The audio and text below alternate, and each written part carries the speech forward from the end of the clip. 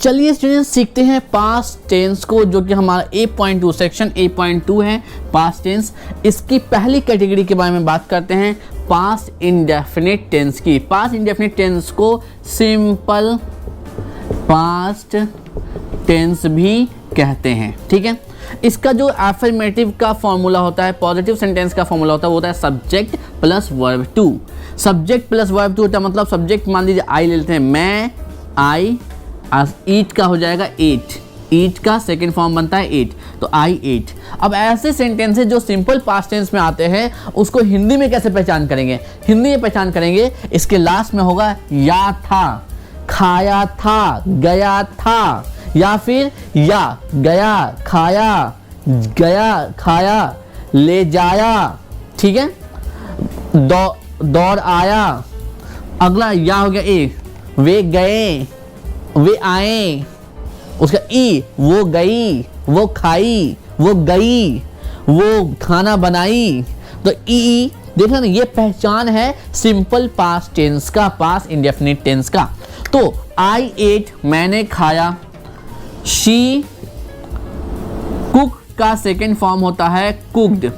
बच्चों stanfordist.in पे जाइएगा, www.stanfordis.in पे बुक वाले सेक्शन में जा करके वहाँ पे 1000 वर्ब के पांचों फॉर्म, 1000 वर्ब्स के पांचों फॉर्म, वर्ब 1 से लेके वर्ब 5 फॉर्म तक दिए हुए हैं। उसको एक बार गो थ्रू कर लीजिएगा, आपका टेंस जो बनाना है वो और तेज हो जाएगा, आपकी समझदारी अंडरस्टैंडिंग तेज हो जाएगी, गलती नहीं होगी सेकंड फॉर्म फाइंड आउट करने में। अब देखिए, इसी को अगर नेगेटिव में बदलेंगे तो हमारा डिड लग जाएगा, सब्जेक्ट प्लस डिड नॉट। बहुत सारे बच्चे गलती करते हैं कि डिड लगाने के बाद भी यहाँ पर वर्ब का सेकेंड फॉर्म लगाते हैं, ऐसा नहीं होता है। क्यों नहीं होता है? क्योंकि यहाँ टेंस की वजह से या वर्क की वजह से, टेंस या वर्क या टेंस या वर्क दोनों ही कारणों से जब सब्जेक्ट रहेगा, और तीनों कारणों से, सब्जेक्ट टेंस तीनों कारणों से अगर वर्ब में चेंजेस होगा तो किसी भी एक वर्ब में चेंज होगा, सारे वर्ब में बदलाव नहीं होगा। डिड कैसे आया? डू, डिड का जो ओरिजिनल फॉर्म होता है वो होता है डू। डू को अगर पास्ट टेंस से बदलते हैं तो वो बन जाता है डिड। और ये ऐसा क्यों होता है? देखिए समझिए, डू जो होता है, डू ये वर्ब का फर्स्ट फॉर्म होता है, इसको बदलते हैं सेकंड फॉर्म में तो बनता है डिड। जब डिड हमने एक वर्ब को बदल ही लिया है तो दूसरे को टच नहीं करेंगे, इसको चेंज नहीं करेंगे, इसके डिफॉल्ट वाले फॉर्म में रहने देंगे, मतलब वर्ब 1 के फॉर्म में रहेगा। मान लीजिए किसी के बंदूक में एक ही गोली है, वो आया आपको मारने के लिए, मान लो कि मारने के लिए, और आप पीछे खड़े हो, दूसरा बंदा आगे खड़ा था, उसको गोली लग गई, तो क्या बंदूक में गोली तो एक ही थी, तो एक ही इंसान मरेगा ना, दूसरे तो मरेगा नहीं, जाहिर सी बात है। मान लीजिए कोई खंजर लेकर आ गया, खंजर मारने आ गया, तो खंजर मारने आया, आपको मारने आया, लेकिन गलती से कोई दूसरा सामने आ गया, तो दूसरा बंदे को लगेगा ना, अब वो खंजर निकाल के आपको मारने तो नहीं आएगा, वो तो भागेगा जान बचा करके। सेम बात है खंजर वाली यहाँ पे, कि सब्जेक्ट की वजह से और टेंस की वजह से पहला वाला जो आएगा उसी में चेंजेस होंगे, बाद वाला में कोई भी चेंज नहीं होगा, उसको टच भी नहीं करेंगे।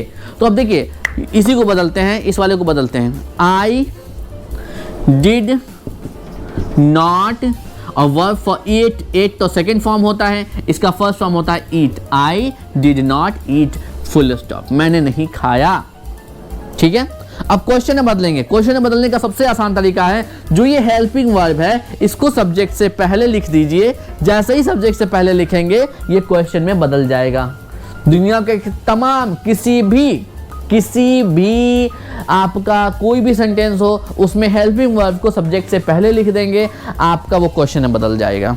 तो क्या अगर इसको बदलते हैं, इस वाले को बदल के देखते हैं, अब शी कुक्ड को बदलते हैं क्वेश्चन में, तो ये हो जाएगा डिड शी। अब नॉट तो है नहीं, तो जबरदस्ती नॉट नहीं लगाएंगे, इसलिए क्लाउड बनाया नॉट पे, कि नॉट अगर होगा तो नॉट लगाएंगे, नहीं तो नहीं लगाएंगे। और कुक का फर्स्ट फॉर्म इस्तेमाल होगा कुक, क्वेश्चन मार्क। यहाँ भी देखिए डिड आ गया है, जब पहला एक वर्ब चेंज हो गया है, डू से डिड हो चुका है, तो दूसरे वाले को छेड़छाड़ नहीं करेंगे, वो अपने असली वाले फॉर्म में ही रहेगा। तो ये हो जाएगा डिड शी कुक।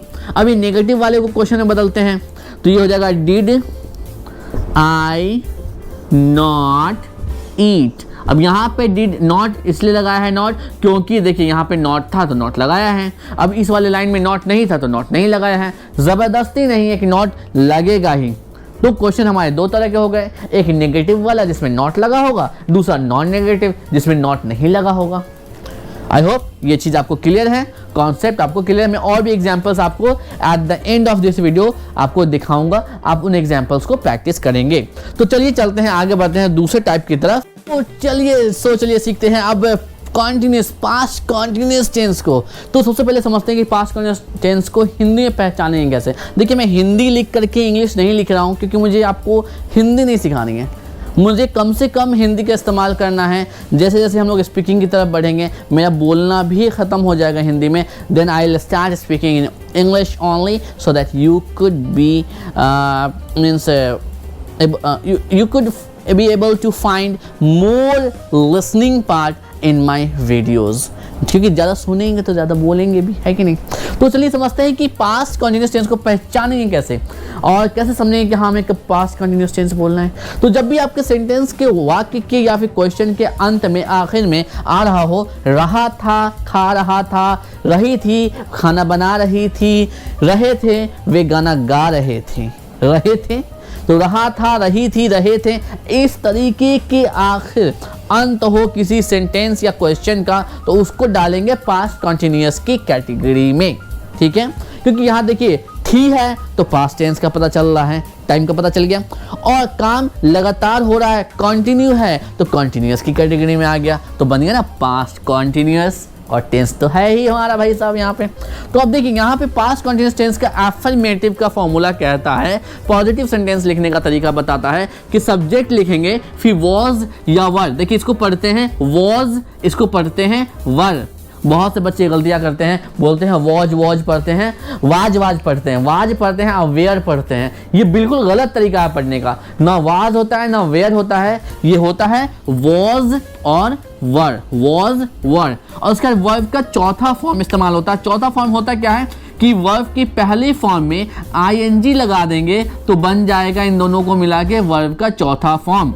जैसे कि ईट है पहला फॉर्म, इसमें ing लगाएंगे तो बन जाएगा ईटिंग, बन गया ना ईटिंग। अब देखिए एक चीज़ यहाँ पे कंफ्यूज करोगे, सर वॉज भी है वर भी है, तो वॉज का इस्तेमाल कब करेंगे, वर का इस्तेमाल कब करेंगे। तो जब नज़र डालिए यहाँ पे एक टेबल बनाया है मैंने, वॉज का इस्तेमाल करेंगे जब हमारा सब्जेक्ट आई हो, ही हो, शी हो, इट हो, राम हो, मतलब इकलौता नाम। राम का मतलब है कि कोई एक नाम हो, ठीक है, एक ठो नाम आएगा, इजाज है, राम है, रहीम है, डॉली है, शगुफ्ता है, कोई एक नाम रहेगा, अकेला आएगा। जब अकेला आएगा, सिंगुलर आएगा, एक वचन में आएगा तो वॉज लगेगा। अगर हमारा सब्जेक्ट सिंगुलर हो, इनके अलावा अगर हमारा सब्जेक्ट सिंगुलर हो, एक वचन में हो, इकलौता हो, अकेला हो, तो हम वॉज लगाएंगे। लेकिन अगर हमारा जो सब्जेक्ट है वो प्लुरल हो जाए, बहुवचन हो जाए, मतलब कि राम एंड रहीम, एक से ज़्यादा लोग आए एक साथ, राम एंड रहीम, एक से ज़्यादा लोग साथ में आ रहे हैं, तो यहाँ पे हम वर लगाएंगे। हमारा सब्जेक्ट यू हो, वी हो, दे हो, अगर प्लुरल हो और इनके अलावा प्लुरल सब्जेक्ट हो, बहुवचन वाले हो, एक से ज़्यादा सब्जेक्ट आए एक साथ में एक ही सेंटेंस में सब्जेक्ट की जगह पे, तो हम वर लगाते हैं। अब मान लीजिए मैं एक सब्जेक्ट लेता हूँ, मान लीजिए वी, तो वी देखिए कहाँ है, वी यहाँ है, तो वी के साथ वर लगेगा, तो वी वर गो का बन जाएगा गोइंग, वी वर गोइंग। अब मैं लगाऊं एक सेंटेंस, वह जा रही, वह खा रही थी, तो हो जाएगा वह का खा रही थी, मतलब लड़की है, लड़की है तो शी लगेगा, शी है तो शी कहाँ है, शी यहाँ नहीं है, शी तो यहाँ है तो वॉज लगेगा, तो शी वॉज ईटिंग, वह खा रही थी। अब देखिए हमेशा हेल्पिंग वर्ब के बाद, पहले हेल्पिंग वर्ब के बाद, कई बार सेंटेंसेस में दो हेल्पिंग वर्ब लग जाता है, तो एक बात ध्यान रखेंगे, जब भी नॉट लगेगा तो नॉट हमेशा पहले हेल्पिंग वर्ब के बाद लगेगा, ठीक है। तो पहले हेल्पिंग वर्ब के बाद नॉट लग रहा है, मतलब कि जब हमारा नेगेटिव सेंटेंस बनाना होगा तो उसका तरीका है कि सब्जेक्ट लिखेंगे, वॉज वर लिखेंगे, फिर नॉट भाई साहब को लिख देंगे और फिर वर्ब का चौथा फॉर्म क्या होता है कि वर्ब के पहले फॉर्म में आईएनजी लगा देंगे। ठीक है, तो अब देखिए इसी को मान लीजिए बना देते हैं कि वी वर गोइंग, हम लोग जा रहे थे, हम लोग नहीं जा रहे थे, भैया रोक के दिखा लो।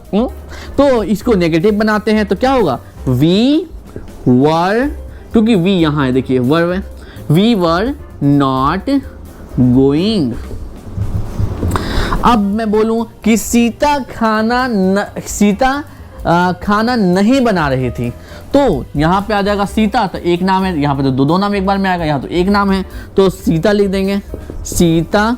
अब यहाँ है एक नाम है, सिंगुलर है, सीता तो अकेली आई है, तो सीता गीता के साथ तो आई नहीं है कि दो नाम है, एक ही नाम है, तो सीता सिंगुलर हो गई, एक वचन हो गया तो वॉज लग जाएगा, वॉज लगेगा तो यहाँ पे वॉज ही लगा देंगे। शी वॉज नॉट कुकिंग, वो खाना नहीं बना रही थी, शी वॉज नॉट कुकिंग, वो खाना नहीं बना रही थी।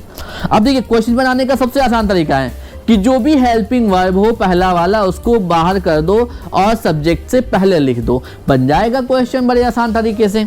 अब देखिए मान लीजिए कि मैंने पॉजिटिव वाले को बदलना, और एक चीज़ और, यहाँ पर वॉज वर्ड है, सब्जेक्ट है, नॉट को क्लाउड में इसलिए लिखा है कि अगर आपके सेंटेंस, सिचुएशन, वाक्य, क्वेश्चन में अगर नेगेटिविटी है, नहीं लगा हुआ है तो नॉट लगाएंगे, नहीं तो नहीं लगाएंगे, कोई ज़बरदस्ती नहीं है, लेकिन बाकी चीज़ों को लिखना बहुत ज़बरदस्ती है, वरना सेंटेंस ही नहीं बनेगा। मान लीजिए इसको बनाते हैं क्वेश्चन में, तो ये हो जाएगा वर वी नॉट, तो है नहीं इसमें, were we going, were we going. अब इसको बनाएंगे नेगेटिव वाले को तो क्या होगा, वॉज सीता, नाम है कैपिटल ही रहेगा, वॉज सीता, नॉट लगा हुआ है तो नॉट लगाएंगे, नॉट कुकिंग। ठीक है, आई होप कॉन्टिन्यूअस टेंस आपको क्लियर है।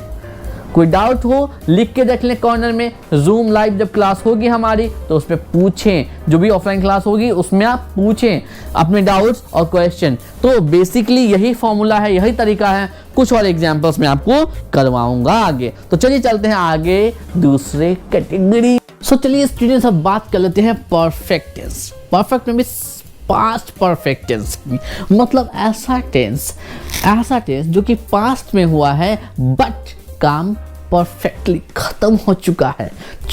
मैंने बोला चुका है, सही बोला मैंने, चुका है तो प्रेजेंट हो जाएगा, चुका था। तो हिंदी में सेंटेंस को कैसे पहचानेंगे, अगर कोई भी सेंटेंस या क्वेश्चन आपका ऐसा सिचुएशन क्रिएट कर रहा है जिसमें आपको ऐसे सेंटेंस या क्वेश्चन को बोलने की जरूरत पड़ेगी जिसका अंत, जिसका आखिर, जिस सेंटेंस या क्वेश्चन के आखिर में चुका था, चुके थे, चुकी थी, इस तरीके से अंत हो रहा है, तो वो सेंटेंस पास्ट परफेक्ट टेंस की कैटेगरी में गिरेगा।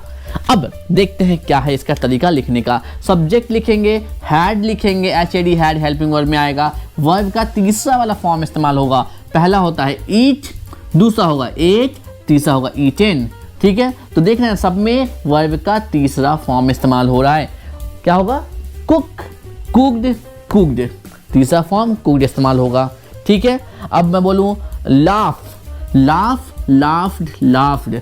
तो इस तरीके से बहुत सारे फॉर्म हैं, बहुत सारे वर्ब है, तो हर वर्ब का अपना तरीका होता है कि वो किस तरीके से वर्ब के सेकंड फॉर्म में जाएगा या वर्ब के तीसरे फॉर्म में जाएगा। इसी वजह से आपको मैंने www.stanfordis.in पे 1000 वर्ब के पांचों फॉर्म का लिंक दे दिया है। वहाँ पे जाएं, एक बार गो थ्रू कर लें, कम से कम पढ़ लें, ताकि इन फ्यूचर जब भी आप कुछ बोलें तो आपको पता हो कि कब क्या होगा। ठीक है, तो चलिए जल्दी से अब देख लेते हैं सब्जेक्ट अफर्मेटिव सेंटेंस कैसे बनेगा। अफर्मेटिव जैसे सेंटेंस बनाना है, मुझे मन है बोलने का। मैं हिंदी नहीं लिख रहा हूँ, इसलिए नहीं लिख रहा हूँ कि आप हिंदी ना सीख जाएं, इसलिए जितना कम हिंदी का इस्तेमाल होगा उतना ज़्यादा आप इंग्लिश सीखेंगे। तो मान लीजिए एक सेंटेंस है, एक सिचुएशन है, मैं खा चुका था। मैं शादी में गया, खा चुका था, तो मैं खा चुका था का क्या होगा, मैं का इंग्लिश होगा आई। और देखिए हेल्पिंग वर्ब में भी झंझट नहीं है, सब में हैड ही लगेगा। तो आई हैड, ईट का होता है ईटेन, मैं खा चुका था। अब वह क्या बोलते हैं, वह नाच चुकी थी, ताथैया नाच चुकी थी, तो हो जाएगा शी हैड danced। डांस का होता है डांस डांस डांस्ड। अब इसका नेगेटिव बनाना है तो हेल्पिंग वर्ब के बाद नॉट लगा दीजिए, बन जाएगा नेगेटिव। तो इसी को बना लेते हैं नेगेटिव, शी वाले को। तो शी हैड नॉट डांस्ड, मतलब वह नाच नहीं चुकी थी। अब क्वेश्चन बनाने के लिए क्या करेंगे, हर बार की तरह इस बार भी हेल्पिंग वर्ब को सब्जेक्ट से पहले लिख देंगे, तो ये हमारा बन जाएगा क्वेश्चन इंटरोगेटिव सेंटेंस। तो इसको मिटा देते हैं ताकि लिखने में आसानी हो जाए। चलिए, तो यहाँ पे क्या होगा, मान लीजिए कि इस वाले को बदलते हैं, पॉजिटिव वाले को। तो पॉजिटिव वाले को बदलेंगे तो हैड बाहर आएगा, हैड आई। अब यहाँ नॉट तो लगा नहीं है इसलिए क्लाउड में मारा है। क्लाउड है, इसका मतलब है कि नॉट रहेगा तो लगेगा, नहीं रहेगा तो नहीं लगेगा। तो हैड आई, इसमें नॉट नहीं है, नॉट नहीं लगाएंगे, हो जाएगा ईटेन।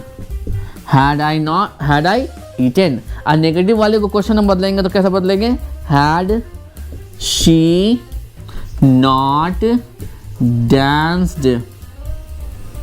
ठीक है, नॉट लगा हुआ तो नॉट लगा दिया मैंने। कितना आसान है बनाना, देख रहे ना। तो यहाँ पे हो गया मैं खा चुका था, मैं नहीं खा, वह नहीं नाच चुकी थी, और ये हो गया क्या मैं खा चुका था। देखो ना कितना आसान है बनाना। तो चलिए चलते हैं, देखते हैं आगे। तो चलिए अब आ गई बारी चौथे टाइप की पास्ट टेंस में, जो है perfect continuous tense. Past perfect continuous tense, इसकी पहचान कैसे करेंगे हिंदी में। अगर हमारा कोई सेंटेंस या क्वेश्चन अंत हो रहा है, मतलब खत्म हो रहा है, ता रहा था, ती रही थी, ते रहे थे, वो जाता रहा था, वो जाती रही थी, वो खाता रहा था। और इसमें सबसे बड़ी पहचान पास्ट परफेक्ट कंटिन्यूअस टेंस की क्या है कि आपका जो सेंटेंस होगा उसमें एक टाइम दिया हुआ होगा। 80% केसेस में, 100% केस में नहीं होगा, 20% केस ऐसे होंगे जहाँ पे टाइम स्लॉट नहीं दिया होगा, टाइम नहीं दिया होगा। लेकिन 80% केसेस में टाइम दिया होगा। किस तरीके से, मैं 2 घंटे से पढ़ाता रहा था, वो 10 घंटे से आती रही थी। ठीक है, वो 4 दिनों से जाता रहा था, वो 4 सालों से बीटेक की डिग्री हासिल करता रहा था। है ना आसान। तो इस तरीके से आप पहचान जाओगे। तो अब देखते हैं इसका स्ट्रक्चर क्या होता है। स्ट्रक्चर ये होता है कि सब्जेक्ट होगा, हैड होगा, एक बीन भाई साहब आते हैं ये बताने के लिए कि काम लगातार है, परफेक्ट का हैड भी आ गया, और देखिए बीन आता है किसी चीज़ के होने को बताने के लिए, लगातार होने को बताने के लिए। वर्ब का चौथा फॉर्म इस्तेमाल होगा, मतलब वर्ब के पहले फॉर्म में आईएनजी लगा देंगे, वर्ब का चौथा फॉर्म बन जाएगा। और एक चीज़, चलिए एक सेंटेंस बना लेते हैं, जैसे कि मैं पढ़ाता रहा था, मैं पढ़ाता रहा था, तो हो जाएगा आई हैड बीन टीचिंग। अब मैं बोलूं कि मैं 2 घंटे से पढ़ाता रहा था, तो देखिए 2 घंटे यहाँ पे क्या होता है, इसको मिटा देते हैं। ये चीज़ तो आपको समझ में आ चुकी है, स्टार्टिंग में ही बता दिया था टेंस के। अब देखिए यहाँ पे क्या जुड़ता है, सिंस या फॉर को लगाते हैं। जब हमें कंफर्म पता है, एग्जैक्ट टाइम पता है कि कब से, मतलब 8 बजे से, सोमवार से, या फिर 30 तारीख से, जून के महीने से, सुबह से, शाम से, जब एग्जैक्ट पता है, टाइम कंफर्म वाला पता है, तो लगाते हैं सिंस। जब हम श्योर हैं, कंफर्म है कि कौन सा पॉइंट ऑफ टाइम था, अगर हमें पॉइंट ऑफ टाइम पता है तो सेंस लगाएंगे। अगर तुक्केबाजी लेकर बैठे हैं कि मैं 2 घंटे से पढ़ा रहा था, कौन सा वाला 2 घंटा, आज वाला, कल वाला, परसों वाला, या पिछले साल वाला, या आने वाला 2 साल, तो 2 साल जो है ये पता नहीं है, point of time, exact time पता नहीं चल रहा है इससे, तो उसके लिए फॉर लगाते हैं जब पॉइंट ऑफ टाइम क्लियर ना हो। और उसके बाद जो भी टाइम होता है उस टाइम को मेंशन करते हैं। अगर मैं बोलूँ आई हैड बीन टीचिंग, मैं 2 घंटे से पढ़ा रहा था, तो क्लियर नहीं है कौन सा 2 घंटा, सुबह वाला, शाम वाला, दोपहर वाला, आज वाला, कल वाला, परसों वाला। तो जब मैं बोलूँगा 2 घंटे से पढ़ा रहा था, तो लिखेंगे I had been teaching for 2 hours। I had been teaching for 2 hours। जब हमें पॉइंट ऑफ टाइम क्लियर नहीं है तो फॉर लगा दिया। अगर मैं बोलूँ मैं 8 बजे से पढ़ा रहा था, मैं 8 बजे से पढ़ा रहा था, तो मैं लिखूंगा I had been teaching since 8 o'clock, मैं 8 बजे से पढ़ा रहा था, मतलब क्लियर है। अगर मैं बोलूँ मैं 4 दिनों से पढ़ा रहा था, तब भी यही होगा फॉर 4 days। अगर मैं बोलूँ मैं सोमवार से पढ़ा रहा था, देखिए दिन का नाम क्लियर है, तो लिखूंगा I had been teaching since Monday, अगर मेरा दिन पॉइंट ऑफ टाइम क्लियर है तो। अब इसको नेगेटिव बनाने का तरीका, आपके हेल्पिंग वर्ब के ठीक के बाद नॉट लग जाएगा। देखें ना, हेल्पिंग वर्ब के बाद ठीक नॉट लग गया, बीन को आगे खिसका दिया, तो हो जाएगा। इसी को नेगेटिव बनाते हैं, I had not been teaching. अगर पॉइंट ऑफ टाइम है तो इसके आगे लगा दीजिए, नहीं है तो नहीं लगाइए, ठीक है। इतना पर भी रोकेंगे तो कोई मना नहीं करेगा कि हाँ नहीं ये परफेक्ट कंटिन्यूअस टेंस नहीं हुआ, ऐसा कोई नहीं बोल सकता है। अगली चीज़, क्वेश्चन बनाने के लिए हर बार की तरह इस बार भी हैड को बाहर ले जाएंगे। ये जो हेल्पिंग वर्ब हमारा है इसको बाहर लेके जाएंगे और सब्जेक्ट से पहले लिख देंगे। सब्जेक्ट से पहले लिख दिया तो ये क्वेश्चन बन गया। नॉट है तो नॉट लगाएंगे, नॉट नहीं तो नहीं लगाएंगे। चलिए बिना नॉट वाले को बनाते हैं, इस वाले को क्वेश्चन में बनाते हैं, तो हो जाएगा हैड आई बीन टीचिंग, ठीक है, क्वेश्चन मार्क। अगर नॉट नहीं था इसमें तो नॉट नहीं लगाया है, अगर इस वाले को बनाते तो नॉट लगा देते। देखा ना कितना आसान है परफेक्ट कंटीन्यूअस टेंस को बनाना, और इसकी पहचान भी कितनी क्लियर है कि नहीं क्लियर। तो चलिए इस वीडियो में यहीं तक, और अब देखते हैं अगली वीडियो में। और अगली वीडियो को देखिए ज़रूर, क्योंकि उसमें मैंने डिटेल में पढ़ाया है प्रेजेंट टेंस को। तो जानने के लिए, सीखने के लिए डिटेल में प्रेजेंट टेंस को जरूर देखें। इससे पहले अभी टेबल देख लीजिए, टेबल देखने से आपको बहुत फ़ायदा होगा कि 4 जो टाइप्स हैं पास्ट टेंस के, इसमें क्या समानता है, क्या अंतर है, कैसे पहचानेंगे, क्या एक क्लियर विजन मिल जाएगा आपको टेबल देखने से। उस टेबल को कम से कम 2 बार ज़रूर बना लीजिएगा। चलिए बनाते हैं टेबल। ये जो टेबल जो मैंने बनाया है बड़ा ध्यान से देखिएगा, कम से कम 2 बार इस टेबल को ज़रूर बना लीजिएगा, आपका कॉन्सेप्ट हमेशा के लिए क्लियर हो जाएगा। पास्ट टेंस के टाइप्स में आप कभी कंफ्यूज नहीं होंगे, आपका फंडा हमेशा के लिए क्लियर रहेगा। तो चलिए देखते हैं इंडेफिनिट टेंस को। इसमें देखिए पास्ट टेंस के 4 टाइप्स होते हैं। पहला होता है पास्ट इंडेफिनिट टेंस या सिंपल पास्ट टेंस, दूसरा होता है कॉन्टिन्यूअस टेंस, तीसरा होता है परफेक्ट टेंस, चौथा होता है परफेक्ट कॉन्टिन्यूअस टेंस। तो यहाँ पे हिंदी वाली पहचान देख लीजिए। इंडेफिनिट टेंस की पहचान है खाया, पिया, गया, लिया, आई, गई, पाई, खाई, गई, बनाई, ऐसे ई आ ए होता है अंत, तो वो इंडेफिनिट टेंस की कैटेगरी में आता है। अगर है वो रहा था, रही थी, रहे थे, जा रहे थे, खा रहा था, खा रही थी, वे आ रहे थे, तो ऐसी है, इस तरीके से है, तो ये पहचान है कॉन्टिन्यूस पास्ट कंटिन्यूस टेंस का। था, थे, थी बताता है कि पास्ट टेंस है, ये बताता है कि कौन सा टाइप में है, ठीक है, काम कितना हो चुका है। चुका था, चुकी थी, चुके थे, चुका था है तो पास्ट टेंस, और चुका बताता है कि परफेक्ट वाला मामला चल रहा है। ता रहा था, ती रही थी, ते रहे थे, तो ये ते रहे, ती रही बता रहा है कि परफेक्ट कंटिन्यूअस का मामला है, और थी था, थे लग गया तो ये बताता है कि पास्ट टेंस है। अब ध्यान देने वाली बात है, जो वर्ब का फॉर्म इस्तेमाल होगा इसमें वर्ब का सेकेंड फॉर्म इस्तेमाल होता है, ठीक है। अब दूसरी बात, अगर इसमें हेल्पिंग वर्ब का इस्तेमाल हो गया, डिड लग गया, तो डिड के साथ वर्ब का पहला फॉर्म इस्तेमाल होगा। एग्जाम्पल भी देखिए बताया है, आई वेंट, देखिए यहाँ पे पहले में डिड नहीं लगा हुआ है, आई वेंट, तो दूसरे में देखिए डिड लगा हुआ है, नेगेटिव बनाने के लिए लगाया है, तो ये हो गया आई डिड नॉट गो। तो गो जो है वेंट सेकेंड फॉर्म था, तो इसका फर्स्ट फॉर्म आ गया। क्यों फर्स्ट फॉर्म आया? क्योंकि डिड लग गया है। एक चीज़ और ख्याल रखेंगे, हमेशा एक चीज़ ध्यान में रखेंगे कि डिड का इस्तेमाल जो होता है नेगेटिव या फिर क्वेश्चन बनाने के लिए होता है। अफर्मेटिव, पॉजिटिव, सिंपल सेंटेंस में डिड नहीं लगाएंगे। ये मत लिख दीजिएगा आई डिड वेंट या आई डिड गो, ऐसा नहीं होता है, होता है आई वेंट, बस। डिड का इस्तेमाल सिर्फ नेगेटिव या क्वेश्चन बनाने के लिए।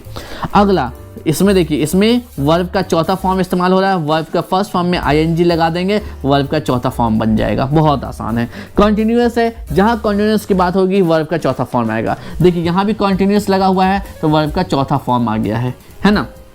अब जो कॉन्टिन्यूअस टेंस है उसका हेल्पिंग वर्ब है वॉज, वर। एग्जाम्पल देख लीजिए, she was going, we were coming. अब यहाँ परफेक्ट टेंस में जो हेल्पिंग वर्ब है वो हैड है, और परफेक्ट टेंस कोई सा भी हो, किसी का भी हो, उसमें वर्ब का तीसरा फॉर्म लगता है। जैसे कि ईट का होता है ईट, एट, ईटेन। कुक का होता है कुक, कुक्ड वाला इस्तेमाल हो जाएगा। गो का होता है गो, वेंट, गॉन इस्तेमाल होगा, ठीक है। तो ये वर्ब का तीसरा फॉर्म इस्तेमाल होता है। पास्ट परफेक्ट कंटिन्यूअस में वर्ब का चौथा फॉर्म इस्तेमाल होता है, मतलब कि वर्ब के पहले फॉर्म में आईएनजी लगा देंगे। अब इंडेफिनिट में डिड होता है हेल्पिंग वर्ब, कॉन्टिन्यूस में वॉज वर्ब होता है, परफेक्ट में हैड होता है, परफेक्ट कॉन्टिन्यूस में हैड बीन होता है। ये जोड़ा काम आएगा, ठीक है, अकेला नहीं लगाने का होता है। आई हैड बीन डांसिंग, ये एग्जाम्पल भी एक दे दिया है। आप लोग क्या करेंगे, कम से कम 5-5 एग्जाम्पल, कम से कम 5-5, 6-6 एग्जाम्पल, 2 पॉजिटिव, 2 अफर्मेटिव, 2 नेगेटिव और 2 इंट्रोगेटिव। तो कम से कम 6-6 एग्जाम्पल के साथ इस चार्ट को कम से कम 2 बार बना लेंगे। इससे आपका फंडा हमेशा के लिए पास्ट टेंस के लिए क्लियर हो जाएगा, कभी भी कोई कंफ्यूजन या डाउट नहीं रहेगा। इसके बावजूद भी अगर कोई सवाल मन में उठ रहा है, कोई डाउट मन में उठ रहा है, तो प्लीज़ जल्दी से लिख लीजिए अपने कॉपी के कॉर्नर में और जूम सेशन इसको नोट डाउन कर लीजिए, क्लिक कर लीजिए, ठीक है। आई होप कर लिया आपने, मिटाने वाला हूँ। तो अगर आप चाहते हो कि आपको जूम लाइव सेशन मिले, फटाफट आपको क्या करना है कि www.stanfordis.in पे विजिट करके अपनी जूम की मीटिंग कंफर्म करा लें, जूम मीटिंग कंफर्म कराएं, क्योंकि बिना आपको इस पे विजिट किए हुए जूम की मीटिंग नहीं मिल पाएगी, लिंक नहीं मिल पाएगा। ओके, आई होप ये चीज़ आपको क्लियर है। तो चलिए अब सीखते हैं अपनी अगली वीडियो में प्रेजेंट टेंस को इसी तरीके से एकदम डिटेल में फाड़ू टाइप्स।